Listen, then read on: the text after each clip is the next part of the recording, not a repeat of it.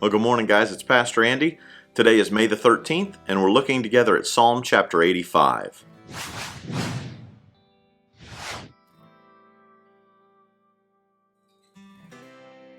Psalm 85 was written right after the captivity of the nation of Israel in Babylon. So they're coming out of this captivity, and they're asking God to restore the relationship. They're asking God to come out strong on their behalf, to revive them again, which the word revive we're going to look at means to bring back to life. But it reminds me of the old Scottish preacher who said that the victorious Christian life should be a series of new beginnings. And that's what this is for the nation of Israel. This is a series of new beginnings for the nation. Look at verse 1. Lord, you poured out blessings on your land. You restored the fortune of Israel. They're giving thanks to God for what he's done. You forgave the guilt of your people. Yes, you covered all their sins. You held back your fury. You kept back your blaze of anger. They're thanking God. They're starting it off with praising God. And then they transition and say, now, restore us again. So it goes from a very singular praising God to a group prayer really to God. God, now restore us again, O God, our salvation. Put aside your anger against us once more. Will you be angry with us always? Will you prolong your wrath to all generations? Won't you revive us again? So your people can rejoice in you. Show us your unfailing love, O Lord, and grant us your salvation. This is a national prayer. The whole nation of Israel as a whole is coming together and praying for God to restore them, to revive them, to bring them back to life. Again, this isn't a revival, what we would think of today as reviving us spiritually. They're talking about a bringing back to life of the nation. This is a very literal revive that they're wanting from God. And as you go down through here, you see that when God does this, starting in verse 8, talking about how God is going to come and he's going to do things for his people, he says in verse 9, surely his salvation is near to those who fear him. So our land will be filled with his glory. Once we have a real fear of the Lord, now I'm not talking about a fear that God's going to come and smash you with a hammer like a little ant because you've sinned or done wrong. That's stupid. This is a fear of the Lord, a righteous fear. We fear him because we love him. It's the same as a child has for the parent. They fear their parent because they don't want to hurt their parent. They don't want to say something or do something that would hurt the feelings, or like a relationship with a husband and a wife. There's sometimes we don't say things because we don't want to hurt the other person.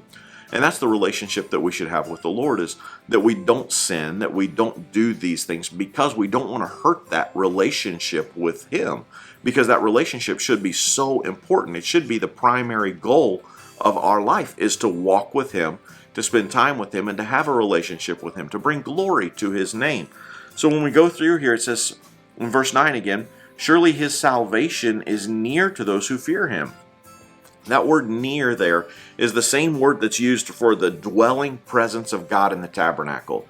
God's salvation, his taking care of his people, his delivering his people, is going to dwell close to them when they fear him.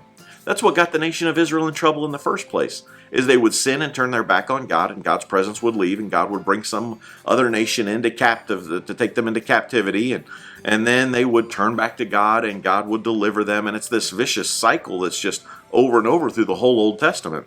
And before we're too hard on the nation of Israel, we go through the same vicious cycle.